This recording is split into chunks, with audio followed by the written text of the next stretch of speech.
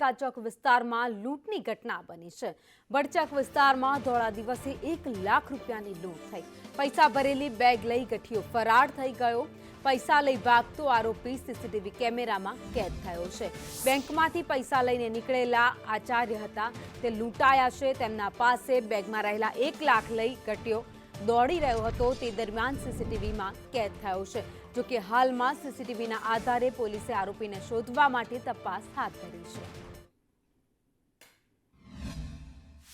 રસ્તામાં નગરપાલિકાની જોડે જે અગરબત્તીની દુકાન છે ત્યાં હું ગાડી ઊભી રાખી બ્રેક કરી અને ટર્ન લેવાનો હતો મારે, એટલે મેં ગાડી બ્રેક કરી તો ત્યાંથી જે એક ચોર લૂંટારૂ ત્યાંથી મારી થેલી ચોરીને ભાગ્યો અને જો દુકાનવાળો સામે હતો એને બૂમ મારી મને કીધું, કાકા તમારી થેલી ચોર લઈને ભાગ્યો છે।